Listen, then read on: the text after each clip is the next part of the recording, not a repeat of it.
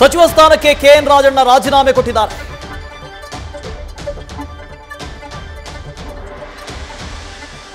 ಸಚಿವ ಕೆಎನ್ ರಾಜಣ್ಣ ಸಚಿವ ಸ್ಥಾನಕ್ಕೆ ರಾಜೀನಾಮೆಯನ್ನು ಕೊಟ್ಟಿದ್ದಾರೆ. ಹೈಕಮಾಂಡ್ ಸೂಚನೆಯ ಮೇರೆಗೆ ರಾಜಣ್ಣ ರಾಜೀನಾಮೆ ಕೊಟ್ಟಿದ್ದಾರೆ. ಮತ ಖರೀದಿಗೆ ಸಂಬಂಧಪಟ್ಟ ಹಾಗೆ ರಾಜಣ್ಣ ಹೇಳಿಕೆಯನ್ನು ಕೊಟ್ಟಿದ್ರು. ಇದಕ್ಕೆ ಸಂಬಂಧಪಟ್ಟ ಹಾಗೆ ಸುರ್ಜೇವಾಲಾ ಅವರಿಗೆ ಒಂದು ಕಂಪ್ಲೇಂಟ್ ಕೂಡ ಹೋಗಿತ್ತು. ಒಂದಷ್ಟು ಜನ ಕಾಂಗ್ರೆಸ್ನ ಶಾಸಕರೇ ಕಂಪ್ಲೇಂಟ್ ಮಾಡಿದ್ರು. ಈ ಹಿನ್ನೆಲೆಯಲ್ಲಿ ಹೈಕಮಾಂಡ್ ಸೂಚನೆಯ ಮೇರೆಗೆ ಕೆಎನ್ ರಾಜಣ್ಣ ರಾಜೀನಾಮೆ ಕೊಟ್ಟಿದ್ದಾರೆ. ತಮ್ಮ ಸಚಿವ ಸ್ಥಾನಕ್ಕೆ ಕೆಎನ್ ರಾಜಣ್ಣ ರಾಜೀನಾಮೆಯನ್ನು ಕೊಟ್ಟಿದ್ದಾರೆ ಹೈಕಮಾಂಡ್ ಸೂಚನೆಯ ಮೇರೆಗೆ. ಇತ್ತೀಚೆಗಷ್ಟೇ ಮತಗಳ್ಳತನದ ಬಗ್ಗೆ ರಾಜಣ್ಣ ಹೇಳಿಕೆಯನ್ನು ಕೊಟ್ಟಿದ್ರು. ನಮ್ಮಲ್ಲೂ ಆಗಿದೆ ರೀ, ಈ ಹಿಂದೆ ಚುನಾವಣೆಯಲ್ಲಿ ನಾವು ಇನ್ನೇನು ಮಾಡಿದ್ವಿ ಅದನ್ನೇ ತಾನೇ ಮಾಡಿದ್ದು ಅಂತ ಹೇಳಿದ್ರು. ಈ ಹೇಳಿಕೆಗೆ ಸಂಬಂಧಪಟ್ಟ ಹಾಗೆ ಸಾಕಷ್ಟು ಜನ ಕಾಂಗ್ರೆಸ್ನ ಶಾಸಕರು ಹೈಕಮಾಂಡ್ಗೆ ದೂರು ಕೊಟ್ಟಿದ್ರು. ಆ ಲೆಟರ್ ಸಿಕ್ಕಿತ್ತು ನಮಗೆ. ಇದೇ ಹೇಳಿಕೆಗೆ ಸಂಬಂಧಪಟ್ಟ ಹಾಗೆ ಈಗ ರಾಜಣ್ಣ ಅವರು ತಮ್ಮ ಸಚಿವ ಸ್ಥಾನವನ್ನು ಕಳ್ಕೊಳ್ಬೇಕಾಗಿದೆ. ಹಾಗಾದ್ರೆ ಸತ್ಯ ಹೇಳಿದ್ರೆ ಈ ರಾಜೀನಾಮೆನ ಕಾಂಗ್ರೆಸ್ ಒಂದು ದೊಡ್ಡ ಪ್ರತಿಭಟನೆಯನ್ನು ಮಾಡಿತ್ತು. ಇದರ ಬೆನ್ನಲ್ಲೇ ಚುನಾವಣಾ ಆಯೋಗ ಸ್ಪಷ್ಟೀಕರಣವನ್ನು ಕೇಳಿತ್ತು. ರಾಹುಲ್ ಗಾಂಧಿ ಅವರಿಗೆ ಇವತ್ತು ನೋಟಿಸ್ ಅನ್ನು ಕೂಡ ಕೊಡಲಾಗಿತ್ತು. ಇದರ ಬಗ್ಗೆ ಸಾಕಷ್ಟು ಜನ ಮಾತನಾಡಿದ್ದಾರೆ. ಸಿದ್ದರಾಮಯ್ಯನವರು ಮಾತಾಡಿದ್ದಾರೆ, ಪರಮೇಶ್ವರ್ ಅವರು ಮಾತಾಡಿದ್ದಾರೆ, DCM ಮಾತಾಡಿದ್ದಾರೆ. ಇದರ ಬೆನ್ನಲ್ಲೇ ಕಾಂಗ್ರೆಸ್ನಲ್ಲಿ ಮೊದಲ ತಲೆದಂಡ ಆಗಿದೆ. ಇವತ್ತಿನಿಂದ ಮುಂಗಾರು ಅಧಿವೇಶನ ಪ್ರಾರಂಭ. ಈ ಅಧಿವೇಶನದಲ್ಲಿ ಇದನ್ನೇ ಕೌಂಟರ್ ಮಾಡಬೇಕು ಅಂತ ಇದ್ರು ಬಿಜೆಪಿಯವರು. ಈಗ ರಾಜಣ್ಣ ಅವರ ರಾಜೀನಾಮೆ. ಸೊ ನಾಳೆಯಿಂದ ಇದೇ ಬಿಸಿ ಬಿಸಿ ಚರ್ಚೆ. ಮುಂಗಾರು ಅಧಿವೇಶನಕ್ಕೆ ಒಂದು ಹೊಸ ಚರ್ಚೆ ಆಗಿದೆ. ಸಚಿವ ಸ್ಥಾನಕ್ಕೆ ಕೆಎನ್ ರಾಜಣ್ಣ ರಾಜೀನಾಮೆ ಕೊಟ್ಟಿದ್ದಾರೆ. ಮೊದಲ ತಲೆದಂಡ. ಹೈಕಮಾಂಡ್ ಸೂಚನೆಯ ಹಿನ್ನೆಲೆಯಲ್ಲಿ ರಾಜೀನಾಮೆಯೇ ಅನ್ನೋ ಮಾಹಿತಿ ಸಿಕ್ಕಿದೆ. ಅಲ್ಲಿ ಲೋಕಸಭೆಯಲ್ಲಿ ಇವತ್ತು ಸಂಸತ್ತಿನ ಮುಂಭಾಗ ಪ್ರತಿಭಟನೆಯನ್ನು ಮಾಡಿತ್ತು ಕಾಂಗ್ರೆಸ್. ಮತಗಳ್ಳತನ ಆಗಿದೆ ಅಂತ.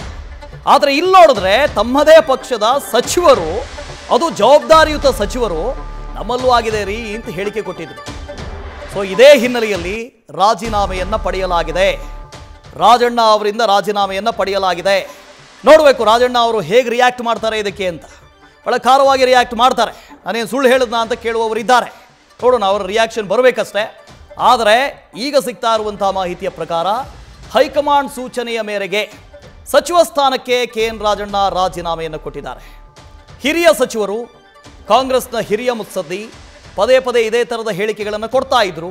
ಈ ಹಿಂದೆ ಸುರ್ಜೇವಾಲಾ ಅವರು ಬಂದು ಮೀಟಿಂಗ್ ಮಾಡಿದಾಗಲೂ ಕೂಡ ರಾಜಣ್ಣ ಅವರು ಗೈರಾಗಿದ್ದರು. ನಾವು ಪರ್ಸ್ನಲ್ ಆಗಿ ಮೀಟಿಂಗ್ ಮಾಡ್ತೀವಿ, ಸಿಗ್ತೀವಿ, ಮಾತಾಡ್ತೀವಿ ಅಂತ ಹೇಳ್ತಾ ಇದ್ರು. ಆಗಲೇ ಅವ್ರಿಗೊಂದು ಎಚ್ಚರಿಕೆಯ ಸಂದೇಶ ರವಾನೆ ಆಗಿತ್ತು. ಆದರೂ ಕೂಡ ರಾಜಣ್ಣ ಸುಮ್ಮನಿರಲಿಲ್ಲ. ಹೇಳಿಕೆಯನ್ನು ಕೊಟ್ಟೇ ಬಿಟ್ಟರು. ನಮ್ಮ ಪಕ್ಷದಿಂದಲೂ ಆಗಿದೆ ಅಂತ ಹೇಳಿದರು. ಒಂದು ಕಡೆಯಿಂದ ಇಬ್ರಾಹಿಂ ಅವರು ಹೇಳಿದರು, 2013 ಚುನಾವಣೆ ಬಗ್ಗೆ ಉಲ್ಲೇಖ ಮಾಡಿದರು. ಸಿದ್ದರಾಮಯ್ಯನವರು ಬದಾಮಿಯಲ್ಲಿ ಗೆದ್ದಿದ್ದು ಹೇಗೆ, 3,000 ಮತವನ್ನು ಖರೀದಿ ಮಾಡಿದ್ವಿ ನಾವು, ಪರ್ಚೇಸ್ ಮಾಡಿದ್ವಿ ನಾವು ಅಂತ ಹೇಳಿದರು. ಅವ್ರ ಪಕ್ಷದಲ್ಲಿ ಇಲ್ಲ ಬಿಡಿ. ಆದರೆ ಪಕ್ಷದ ಸಚಿವರೇ ಹೇಳಿದ್ದಾರೆ. ಅವರ ಹೇಳಿಕೆಯನ್ನು ನೋಡ್ತಾ ಇದ್ದಾಗ ಹೇಗೆ ಅನ್ನಿಸ್ತಾ ಇತ್ತು, ಇಲ್ಲ ರೀ ಬಿಡಿ, ಇವರೂ ಪರ್ಚೇಸ್ ಮಾಡಿದ್ದಾರೆ, ಮತಗಳ್ಳತನ ಕಾಂಗ್ರೆಸ್ನಿಂದಲೂ ಆಗಿದೆ ಅನ್ನೋ ಥರ ಇತ್ತು. ಸೊ ಹೈಕಮಾಂಡ್ ಬಹಳ ಸೂಕ್ಷ್ಮವಾಗಿ ಗಮನಿಸ್ತಾ ಇತ್ತು ಈ ಹೇಳಿಕೆಗಳನ್ನು. ಜೊತೆಗೆ ಸಾಕಷ್ಟು ಜನ ಶಾಸಕರು ಇವರ ವಿರುದ್ಧ ಕಂಪ್ಲೇಂಟ್ ಮಾಡಿದರು. ಅಲ್ಲ ರೀ, ಬೆಂಗಳೂರು ಬಂದು ನಾವೇ ಹೋರಾಟ ಮಾಡ್ತೀವಿ, ಪಾದಯಾತ್ರೆ ಮಾಡ್ತೀವಿ, ಚುನಾವಣಾ ಆಯೋಗ ಸರಿ ಇಲ್ಲ ಅಂತ ಹೇಳ್ತೀವಿ. ಇಲ್ಲಿ ನೋಡಿದ್ರೆ ನಮ್ಮದೇ ಪಕ್ಷದ ಸಚಿವರು ಮತಗಳ್ಳತನ ಆಗಿರೋದು ಹೌದು, ನಾವು ಮಾಡಿದ್ದೀವಿ ಅಂತ ಒಪ್ಕೊಂಡಿದ್ದಾರಲ್ಲ. ಹೀಗಾದರೆ ಇದು ಮುಜುಗರ ಅಲ್ವಾ? ಇದು ಕಾಂಗ್ರೆಸ್ಗೆ ಮುಜುಗರ ಅಲ್ವಾ? ರಾಹುಲ್ ಗಾಂಧಿಗೆ ಮುಜುಗರ ಅಲ್ವಾ? ಹೈಕಮಾಂಡ್ಗೆ ಮುಜುಗರ ಅಲ್ವಾ ಅಂತ ಪ್ರಶ್ನೆ ಮಾಡಿದರು. ಇಂಥವ್ರನ್ನ ಉಳಿಸ್ಬೇಕಾ, ಇಂಥವ್ರನ್ನ ಸಚಿವ ಸ್ಥಾನದಲ್ಲೇ ಉಳಿಸ್ಬೇಕಾ ಅಂತ ಪ್ರಶ್ನೆ ಕೇಳಿದರು. ಇನ್ನು ಮುಂದೆ ಅವರು ಸಚಿವರಲ್ಲ, ಮಾಜಿ ಸಚಿವರು. ಕೆಎನ್ ರಾಜಣ್ಣ ರಾಜೀನಾಮೆ ಕೊಟ್ಟಿದ್ದಾರೆ. ಇನ್ನು ಮುಂದೆ ಕೆಎನ್ ರಾಜಣ್ಣ ಮಾಜಿ ಸಚಿವರು.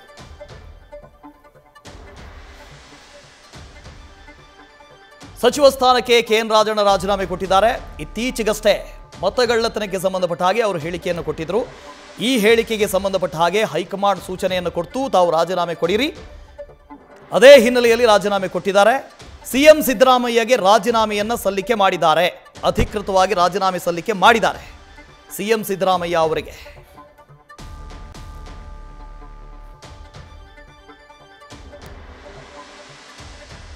ಸೊ ಇಷ್ಟಕ್ಕೂ ಕಾರಣವಾಗಿರುವಂತಹ ಹೇಳಿಕೆ ಏನು, ರಾಜಣ್ಣ ಅವರು ಏನು ಹೇಳಿದ್ರು ಕೇಳಿಸ್ಕೊಳ್ಳಿ. ಇದೆಲ್ಲ ಮಾತಾಡೋಕ್ಕೆ ಹೋದರೆ ಬೇರೆ ಬೇರೆ ಈ ವೋಟರ್ ಲಿಸ್ಟೆಲ್ಲ ಯಾವ ಕಾಲದಲ್ಲಿ ಮಾಡಿದ್ದು, ನಮ್ಮದೇ ಸರ್ಕಾರ ಇರೋವಾಗ ಮಾಡಿರೋದು. ಅವಾಗೆಲ್ಲ ಏನು ಕಣ್ಮುಚ್ಕೊಂಡು ಕೂತಿರ್ತಾರೆ ಎಲ್ಲರೂ.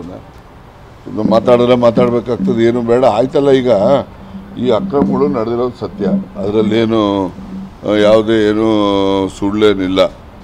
ಆದರೆ ಅಕ್ರಮಗಳನ್ನು ನಮ್ಮ ಕಣ್ಮುಂದೆನೇ ನಡೆದಿದ್ದಾವಲ್ಲ, ಅದು ನಮಗೆ ಅವಮಾನ ಆಗಬೇಕು, ನಾವು ನೋಡ್ಕೊಳ್ಳಿಲ್ಲಲ್ಲ ಅಂತೇಳಿ. ಅದರಿಂದ ಮುಂದೆ ನಾವು ಎಚ್ಚರಿಕೆಯಿಂದ ಈ ರೀತಿಯ ಅಕ್ರಮಗಳು, ಈಗ first voter list draft electoral ರೋಲ್ಸನ್ನು ಪಬ್ಲಿಷ್ ಮಾಡಿ ಅಬ್ಜೆಕ್ಷನ್ ಕರೀತಾರೋ ಇಲ್ವೋ? ಕರೆದಾಗ ಏನು ಮಾಡ್ತಿದ್ದೋ ನಾವೆಲ್ಲ? ಅವರು ಅಕ್ರಮವಾಗಿ ಇವನ್ನೆಲ್ಲ ಮಾಡಬಾರ್ದನ್ನೆಲ್ಲ ಮಾಡಿ ವೋಟ್ಗಳನ್ನ ಬದಲಾವಣೆ ಮಾಡಿಕೊಂಡು ಪ್ರಧಾನಮಂತ್ರಿ ಆಗಿದ್ದಾರೆ. ಅದು 100% ಸತ್ಯ, ಅದರಲ್ಲೇನು ಎರಡನೇ ಮಾತಿಲ್ಲ. ಆದರೆ ನಮಗೆ ಡ್ರಾಫ್ಟ್ ಎಲೆಕ್ಟ್ರಲ್ ರೋಲ್ಸನ್ನು ಪಬ್ಲಿಷ್ ಮಾಡಿದಾಗ ನಾವು ನೋಡ್ಕೋಬೇಕೋ ಬೇಡಪ್ಪ, ನಾವು ನೋಡ್ಕೋಬೇಕೋ ಬೇಡ. ಹಾಗಾಗಿ ಅಲ್ಲಿ ಮಾದೇಪುರದಲ್ಲಂತೂ ಮೋಸ ಮಾಡಿರೋದು ನಿಜ. ಒಬ್ಬಳೇ 3 ಕಡೆ ವೋಟರ್ ಲಿಸ್ಟಲ್ಲಿ ಸೇರ್ಕೊಂಡು 3 ಬೂತಲ್ಲೂ ವೋಟ್ ಹಾಕ್ತಾರೆ.